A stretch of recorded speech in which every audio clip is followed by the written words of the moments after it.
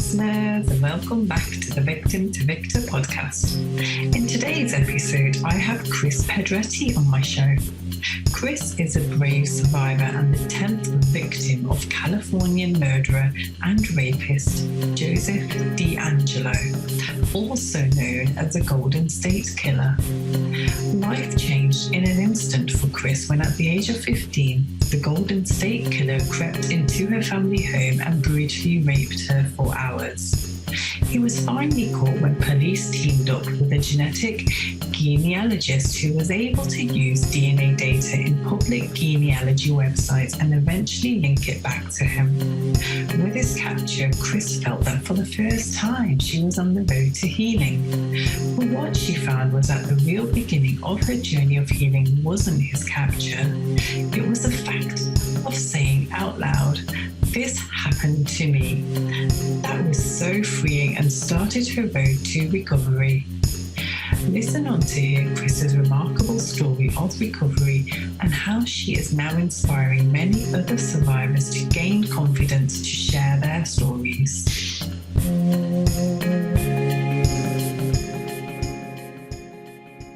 So I have Kris Pedretti on my show today on the Victim to Victor podcast. How are you today, Kris? I'm great. Thank you for having me.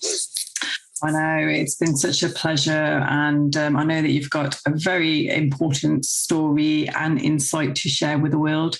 And for those of you who don't know Kris Pedretti, she is over the internet because she obviously is a woman who has been from tragedy to triumph, and you'll see that, she reveals her path to healing after surviving an attack from a serial killer, the Golden State Killer.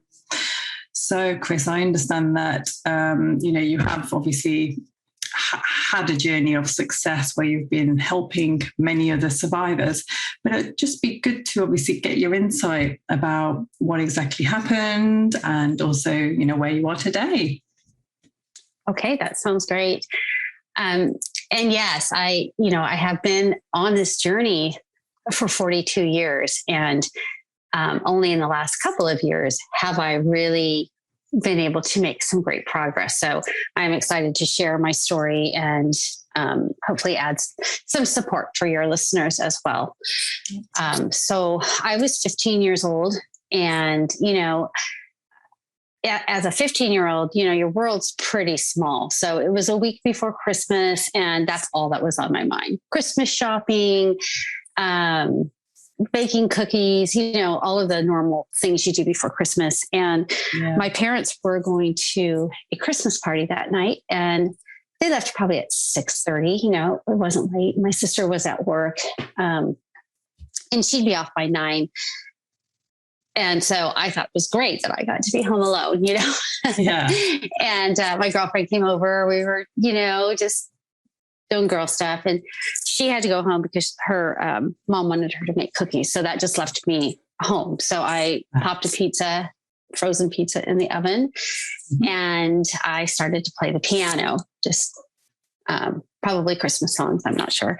Oh. But shortly after that, within probably minutes, I felt like there was something kind of in my peripheral vision that was kind of moving quickly. And I looked, trying to, what was that? And before I could even turn my head, I had a knife at my throat, and a masked man telling me that if I screamed, he would push the knife all the way through my throat and he would kill me. Goodness, okay. And so, at that moment, honestly, I like to refer to it as I kind of turned into a robot zombie, right? I just did what I was told. And I think I probably went straight into survival mode. So I just followed orders, and he took me outside, tied me up, I don't know what the weather is in London at Christmas time, but in California, it's cold. Yeah. And he cut my clothes off, and I sat outside on a picnic bench while he went back in the house. I could hear my pizza timer going off. Right. And he was just ransacking the house and cussing and, damn it. And just, Wow. I don't know what he was actually doing, but then he came back and got me. And then he pulled me back in the house to my parents' bedroom and raped me on their bed.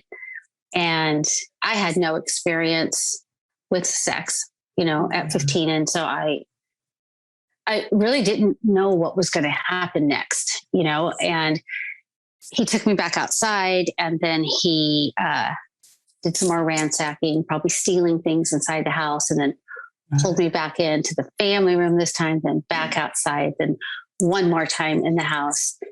And then it became very, very quiet.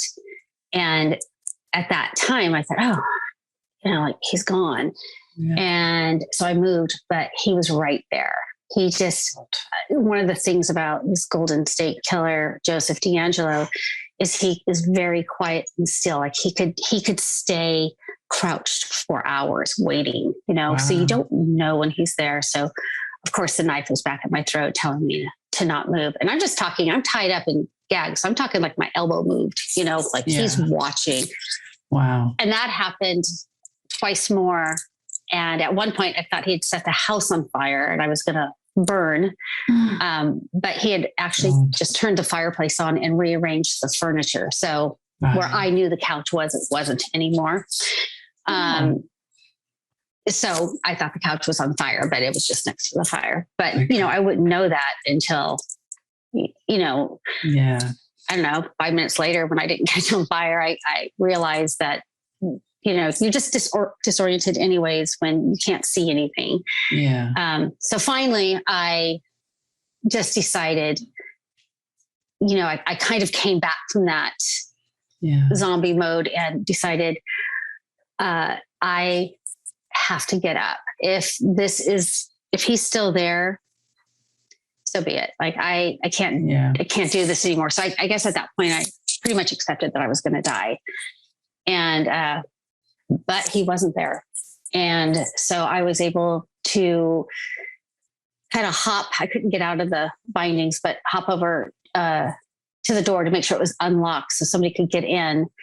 And I remember thinking, oh man, if he comes out of a room, there's nothing I can do. But he was gone. And my neighbors came over and rescued me and they called the police. And, from there, the next part of your traumatization starts, right?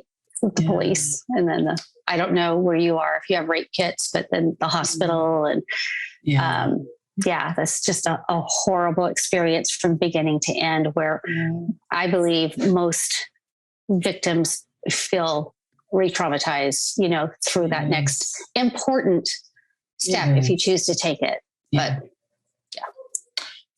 Ooh, how is it still sharing that story?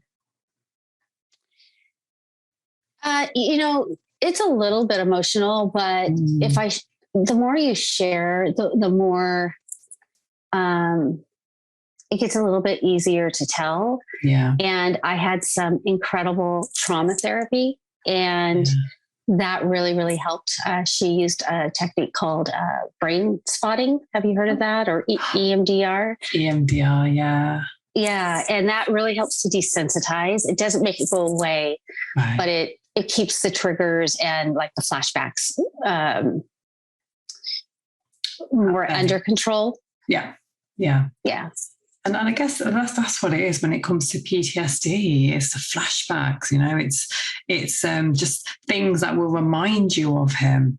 I guess, your home as well. I mean, how was it going back home once that had happened? I don't remember, to be honest with you. Really? I think I was just in shock. And my parents, as many people's parents, I don't know why. I choose to think they were just trying to protect me, but we were ordered to never talk about it. Oh, wow. So and I never did. So that day, 2 days later, I went to church camp for 4 days, nothing happened. Yeah. and then came home and had Christmas. So my sister, who's 2 years older than me, we did not talk about it until 2018. Wow. Believe it or not, even sisters, they told us not to talk about. We didn't talk about it. So, okay. Yeah. Oh my goodness. Yeah. Because all of the, news articles on the internet, they're all pretty recent. So yes. Yeah. So there would have been quite a few years there where you were just kept in silence. 42 years. Wow. And I can say this, that silence doesn't make it go away. No. And silence, even if you don't communicate it verbally, your body will communicate distress. And you're exactly right. The PTSD, the triggers, and the for some people, they don't want to go anywhere. They're afraid to go out. Some people don't ever want to have sex. Some people they're promiscuous, like it just really it affects bodies differently. And I know for me, I did not even understand that I was acting probably not normally because, I didn't have anything to compare it to. Mm-hmm. And it's the best way I can say it. And I think many of your listeners who are victors would agree that you just get through day by day. Like each day is a day that you've survived the best way that you can. Yeah. And because again, of my age, I knew that night I would never be that person again. No. Christmas would never be a good memory for me again. And I knew that what I did the day before wouldn't feel right ever again, because I was trusting and I was innocent and I was, really a child. But I didn't know how to be anything other. So I was kind of stuck in this, who am I place for a long time. And that caused many failed relationships, 2 marriages. I kept quitting jobs, all these things that I now know is PTSD, but because I never got any help, I had no idea that what I was doing was strange, and the nightmares and all of that. And with no support, you just start to accept it. And until the day you find out that there's hope, which is why I'm here. Wow. And so how long after that did they capture this evil man?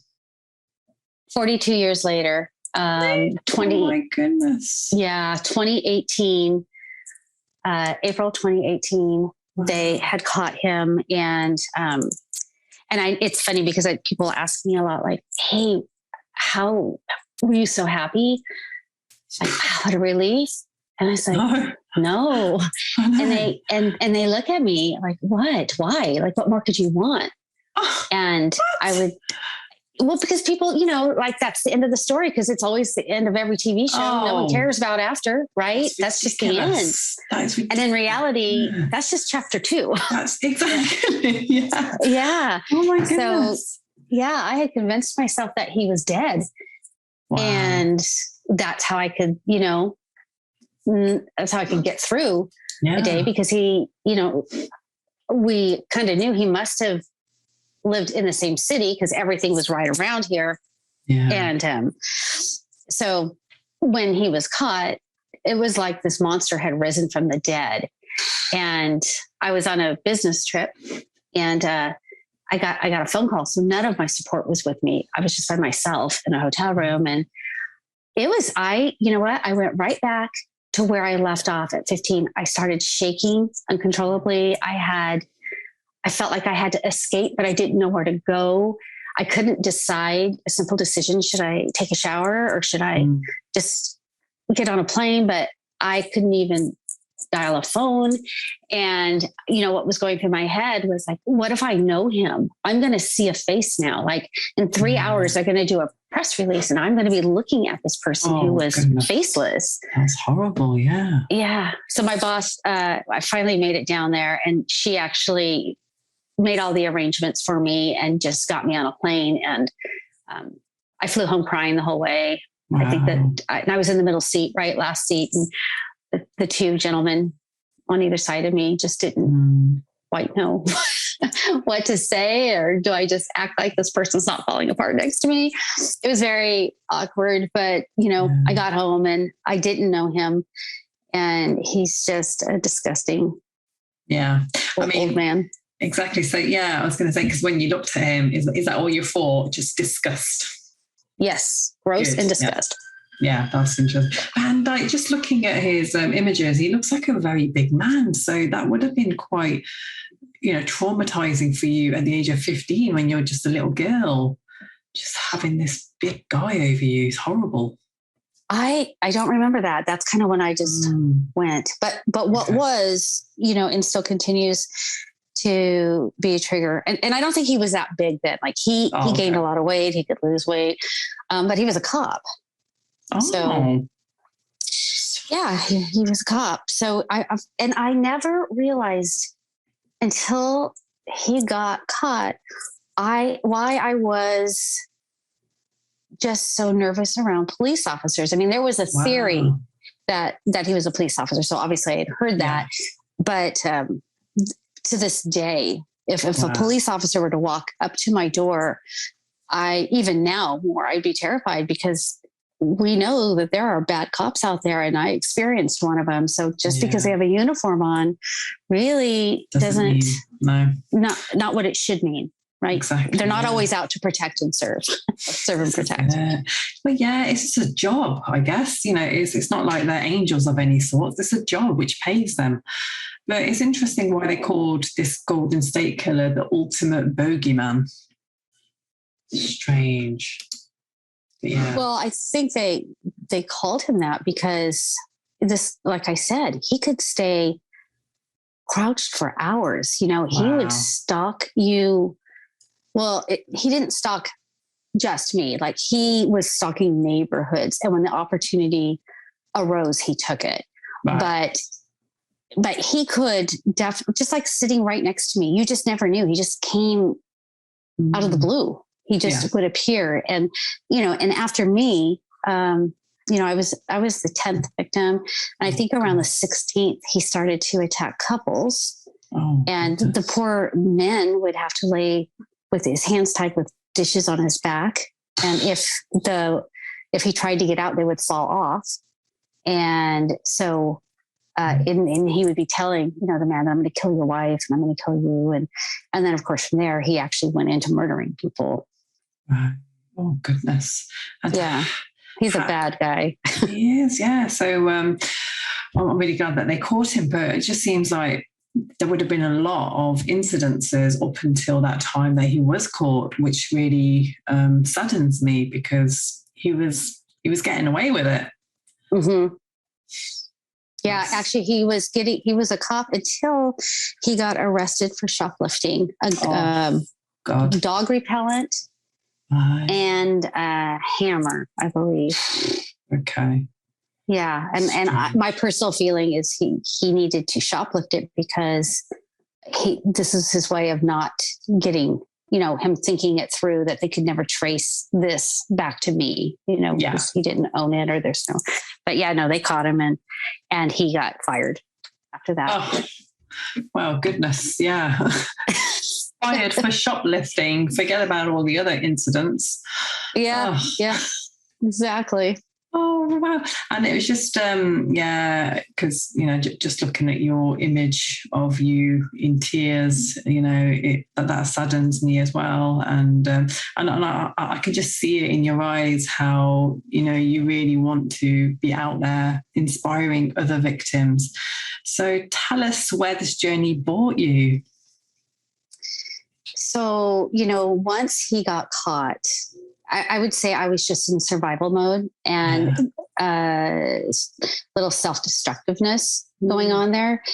And then when he got caught, like I said, that part of the journey took me all the way back to the night it happened.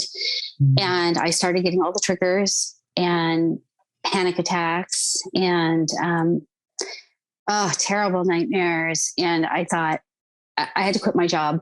I cried all the time. And I think it was needed because for so long I had kept it in. I told my family, told my sister, well, she already knew, but we spoke about it openly, got the police report. So I was able to read everything that happened to me. So it was a very vulnerable time. Yeah. And we have a thing here called the Victims Compensation Fund. Okay. And they actually paid for our therapy. And so I found this amazing trauma therapist, and I went every single week for 2 years. And it was just, I call it heavy lifting, right? It's like every time I just didn't want to go back there because I knew we just had a lot of work to do. But from there, as I began to heal and as I began to tell my story, it really helped with the support that we received. And we did receive a lot of community support because the DeAngelo, I will call him, that's his last name, Joseph DeAngelo. He terrorized this entire community out here. People would sleep in shifts. People would hang things by their windows so that if anyone tried to get in, it would, like a wind chime, it would ring. Gun sales went all the way up. Everybody was locking or changing their locks. There were helicopters. It was a big thing, and nobody felt safe. No one.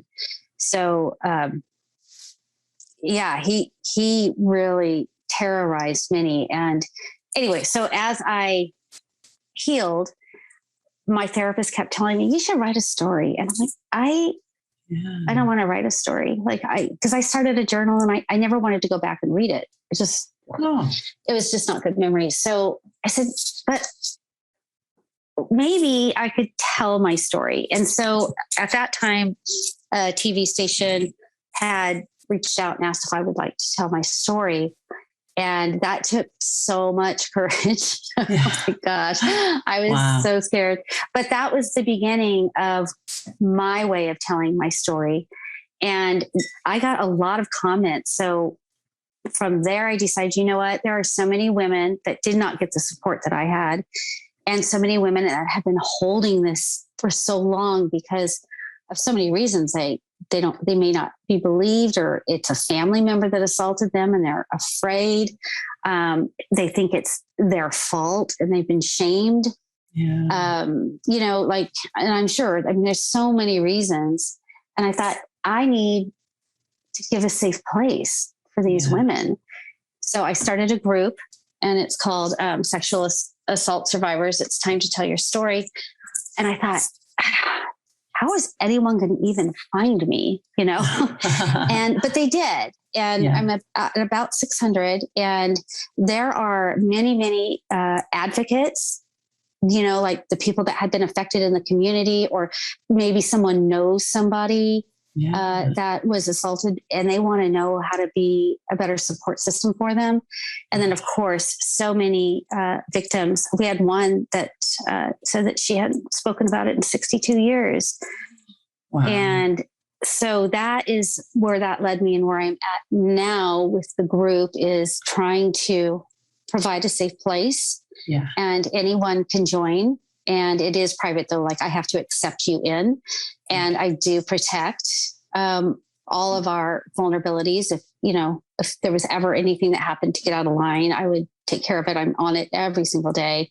Yeah. And then from there, because COVID here in the States they're allowing us to see each other outside. So I have, it's called UBU, and that's once a month, and people come in person. Yeah. And I have a large yard. So, we're safe. Everybody has to be vaccinated or show me a negative COVID test, but we have different speakers, and we have brunch, and we meet each other for the first time. And there's an opportunity for everyone who wants to tell their story at the end out loud. Yeah. Or for those that didn't report, or they didn't get their cases, prosecuted, so there wasn't enough evidence or whatnot. We gave the opportunity for people to tell their victim impact statement if they could, because that's very healing.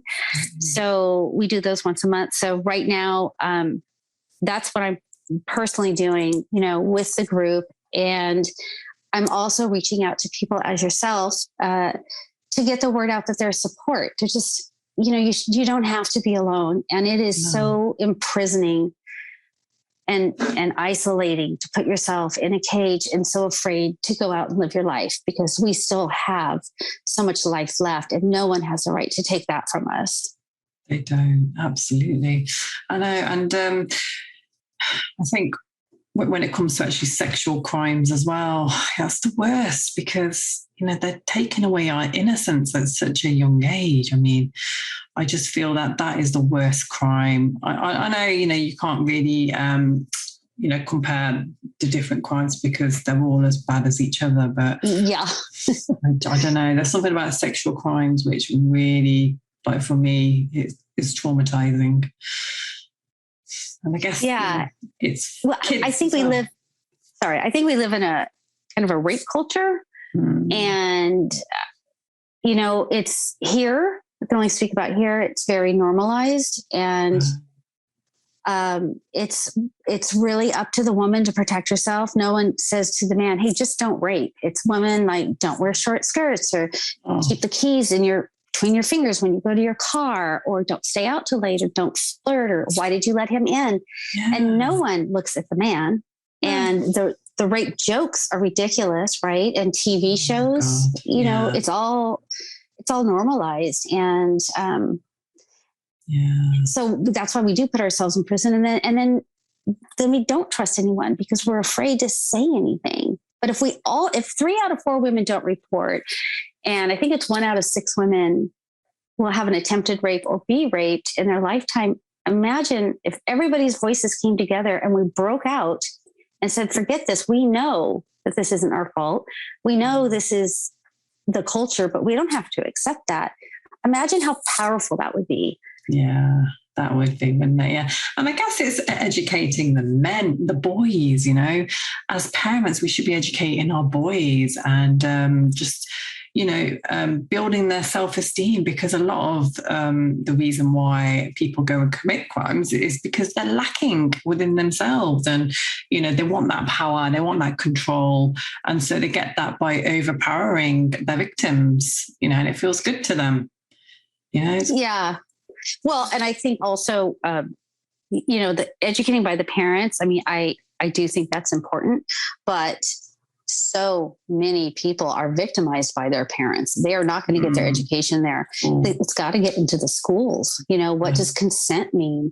And no, you're not really being popular. I remember when I was younger, oh, did you make out? Like that was a thing. God. Yeah. And that's how boys became popular. Yeah. Boys became popular and girls became sluts. I mean, it just...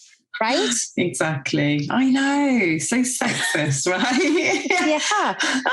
That's the culture we live in. And that's what these kids are growing up in. It's not just the parents, it's everything that's around them. Yeah. But I do think times are changing now, because I see it. I just feel that girls are a lot more empowered these days, and I think boys are probably getting left behind. Yeah, and they need that education. Yeah, it is. Yes. Oh yeah, sorry. No, it's okay. You're fine. Go ahead. Yeah, go ahead. I was just going to say it's the boys that need the education. It is, yeah, and I think you're right. It has to come from the school setting and home setting. So. And more needs to be done on this, to change our world, to change our future, our kids' futures, because, this can't continue.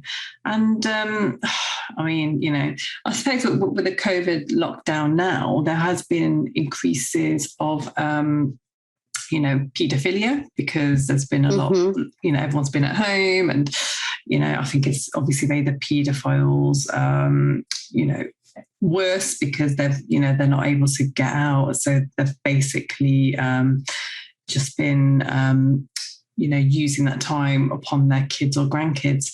And, there have been reports out in the UK. I'm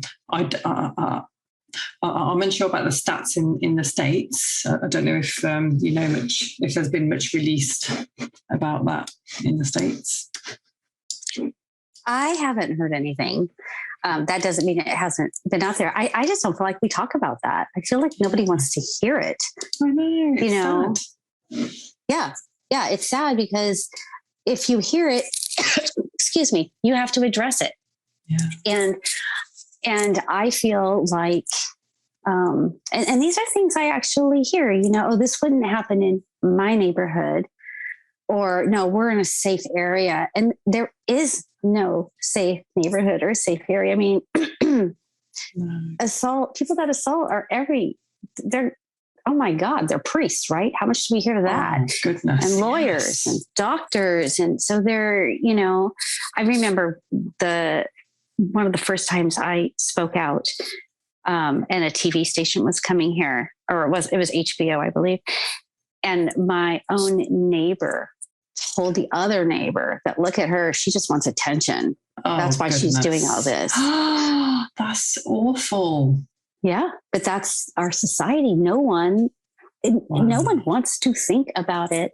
And today, and if anyone else has ever heard that, the answer is, you're damn straight. I want attention. I want people to know about sexual assault, and to be able to, especially for women and for men that have been assaulted, to not internalize it, to reach out. There's support. People get therapy. Like, I wasted 4 decades of my life. And I plan on living a couple more decades. So, I'm going to live them, but I wouldn't have if I didn't get the support from people in my group, in my community, coupled with the therapy. And they kind of went together. Yeah. But no, I would still be just surviving. So, God, rather than thriving, which is what I see today upon you. I mean, and I can see that, you really want to make an impact out there. And I just wanted to ask, what is the first thing that you would recommend for my listeners, for somebody who may have been sexually assaulted and they're suffering in silence? My first thing would be is to find support, whether it's through a group like mine or a friend that you trust. I have found to tell my story was the absolute most scary thing I've ever done, because I had just been told to never tell it. And when I did tell it, there was like a sense of relief, and a little bit of panic. Oh my gosh, because once it's out there, it's out there. But then the love came, and the people that don't love it, I don't need them. And I know that now, because I've got 600 people every day pretty much telling somebody or myself that they love me, and that there's hope. And most people that do join, I'm going to say a group, but I can just really speak for mine, but I'm sure it's the same. They don't say anything for a few months. Like, no one's called out. You just read. And then usually someone will say, I have a story, but I'm not ready to tell it. And oh my gosh, everyone's like, that's okay. It's your story. You own it. When you're ready, we're here. Like, there's just no judgment. Good. Because I don't think you can shed that isolation and the secret by hiding from it. Like, it's not going to happen. It will just grow.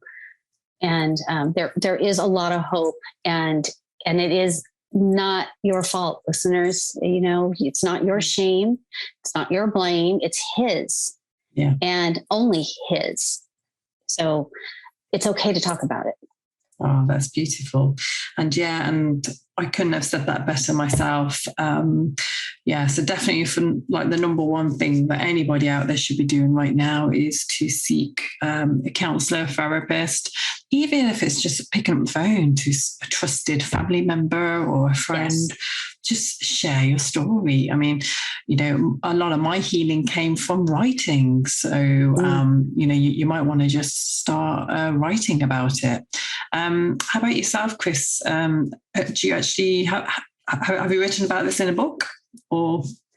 No, I tried writing, and I don't know. Every time I've written something, I don't want to go back and read it again. But speaking of, you just really touched on something. I did a presentation, and it's on my site and it's on YouTube. And it's whether or not to tell your story. And in this presentation, it talks about the benefits, and it talks about the drawbacks. You know, like, once you say it, I mean, you don't know how people are going to react. Look at my next door neighbor, right? But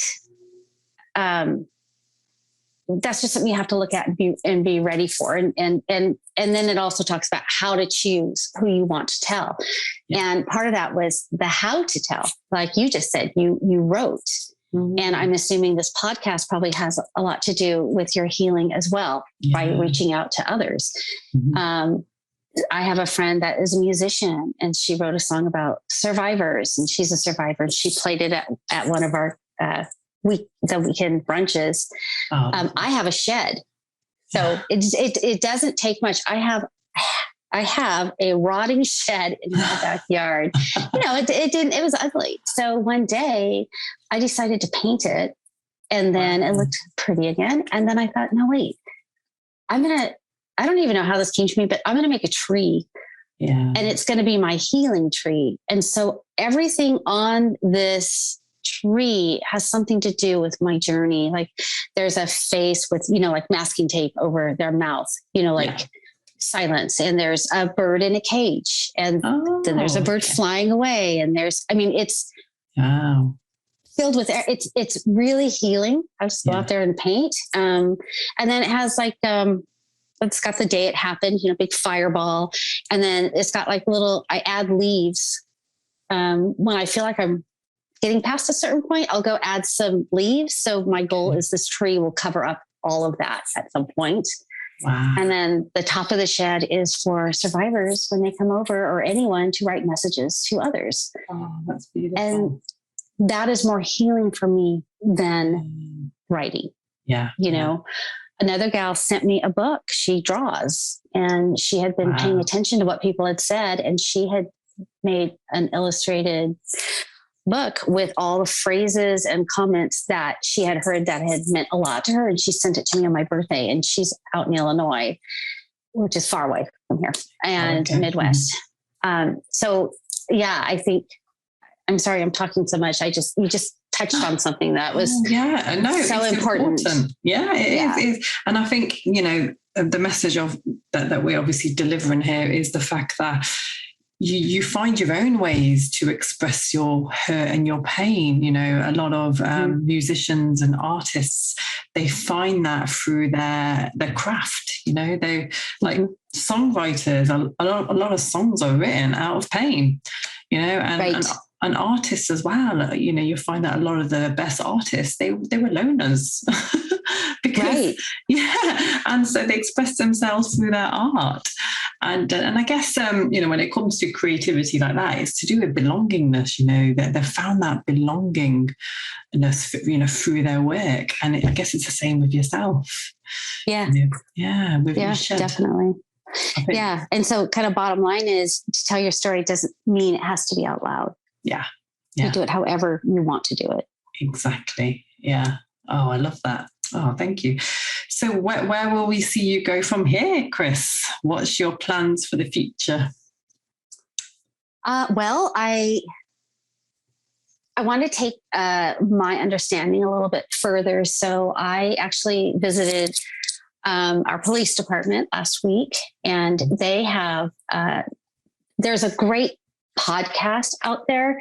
It's called After the Assault, and it really goes into like the evidence and how our case is cleared, and they've got victims. And I heard that. And one of the things they had said is that things are changing. And now, like for the interview room, they have a soft interview room. And I thought, you know what? I need to learn more about where we are now. Yeah. Because I remember what it was like then. So I went down and met with the detective and sat in the room. It's beautiful. And in that discussion, I had asked, do you train your detectives? Do they hear from victims? Like, do they know more than how to write a report? Yeah. And she said, yeah, we do yearly trainings or twice a year, but we don't have any victims. And I said, I would love to come speak. So I now, along with the group and the therapy that I had, I am definitely in a place where I'm not going to stop. So I would like to be more of an advocate and give back to the community that I live in, and keep working for people to feel safe and trust. And so wherever that takes me, that is where I am going next. Oh, wow. And yeah, we're looking forward to seeing more of you, because I know your journey's probably only just begun, right? I think so. I do think so. Yeah. Oh, that's 2019, amazing. I believe, is when all this started. After I had enough therapy and support to feel like I could offer anything. It was 2019 at that point. Yeah, it was. Yeah, I guess it's similar with me. It took me like a decade of working on myself and healing, and trying to discover who I really was until I was able to share my story and to be here today. That is really interesting. You said that. I mean, I know this is an interview for me, but what did you say? It took you a decade to kind of find who you were. Yeah. Yeah, and that, I think, that really hit me. And you said it, like you said it really well. Like, you're not who you were before. You have to find the new you. Yeah. How did you do that? Wow, I did that again. I think we do share similar paths, where I've had many failed relationships and one divorce. And it was only really when I became a mum, I discovered love. Because I never knew what love was. I just never understood what love was. And obviously I had like unconditional love for my child. But I think the number one person that I needed to love was myself. And that took me ages to try and understand, because every time I looked in the mirror, I hated myself. And it was like, so I used to look and think, I need to change that. I need to change that. It's just horrible just looking at myself in the mirror. And then it was just accepting who I was and, not being so hard on myself. Again, it took me a lot of stages to get there. But it was just like, a lot of it was to do with affirmations, like positive affirmations and positive self-talk, and even just sticking up sticky notes saying, I am enough, I am loved, I am worthy. It's eventually, it does get ingrained into your mindset, and you do start to believe those words, don't you? Yeah. At our UBU, that's the monthly thing.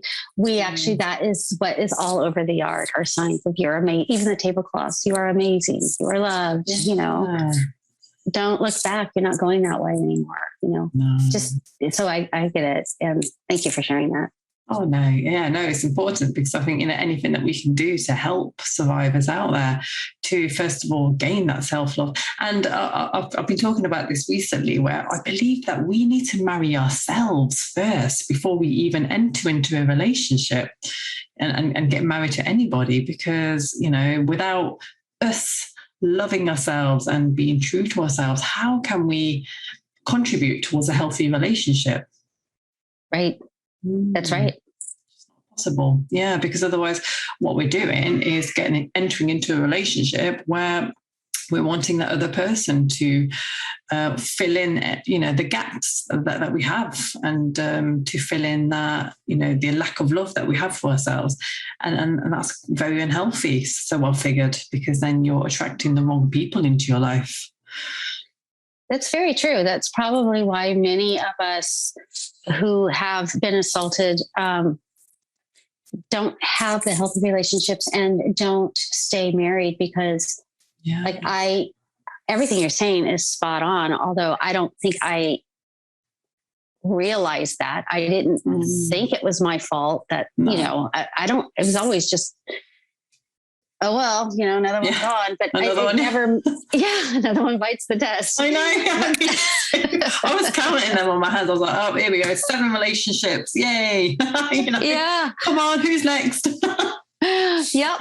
But you don't think about, like, you just said it and it makes so much sense. But even with you just now saying that, I don't think that ever, even though I'm doing all these things, I knew they're right and they felt good.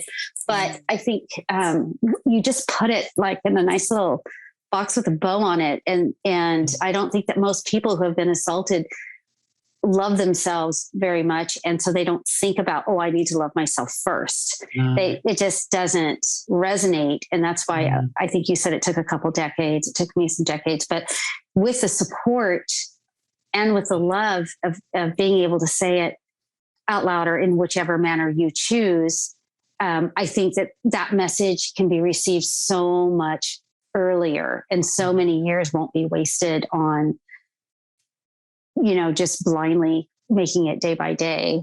Yeah. So absolutely. Yeah.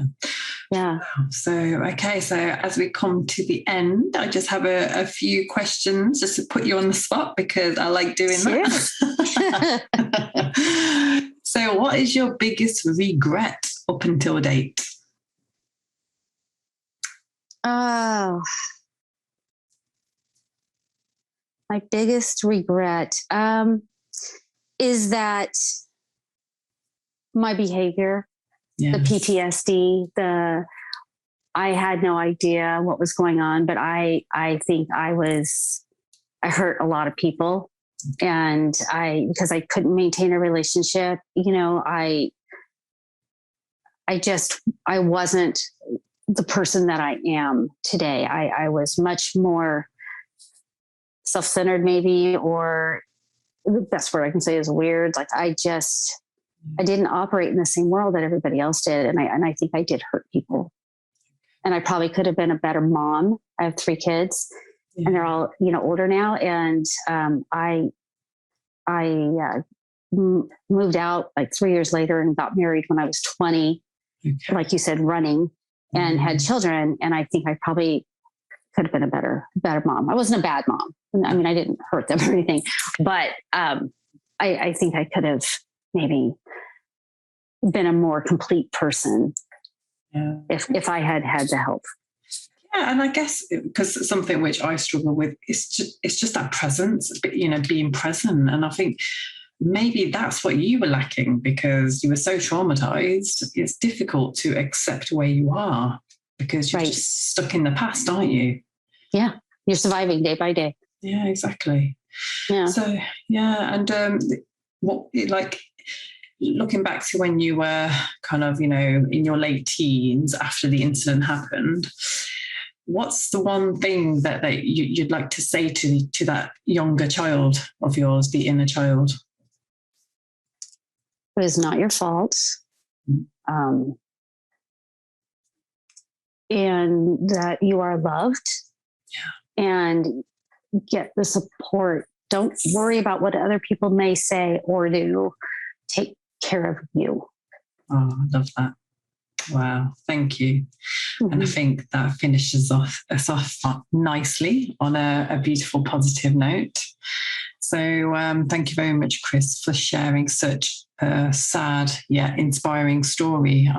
I think you're amazing and you've just come such a long way after suffering for so long. And, you know, for anybody who has been through such a traumatizing event, I know that, you know, an easy way out is to actually, you know, end your life. But I think for a lot of us who are still here, you know, it says a lot about us that, you know, we're born to thrive, we're born to inspire.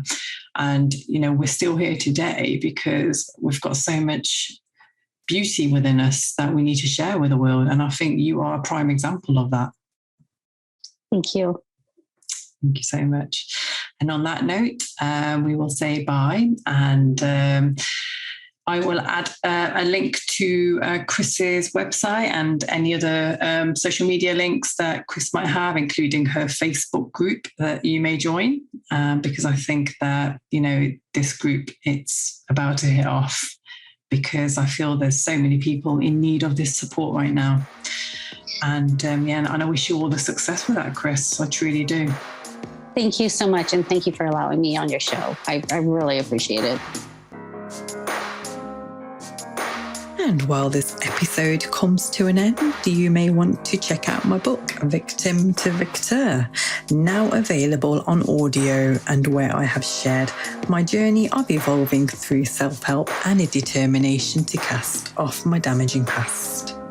My goal is to reach out to fellow survivors of abuse and provide hope and motivation in their lives. I hope that I can help victors transform their lives and achieve amelioration in the process of discovering their true self. I also have a 12-week self-development plan, which is absolutely free, and it aims to guide you on your journey to recovery. You can find the link in the description below. Please like this podcast and tag or share it with somebody whom you know is going through a similar situation and may need help. I will be back with another podcast soon. Until then, take care and stay empowered.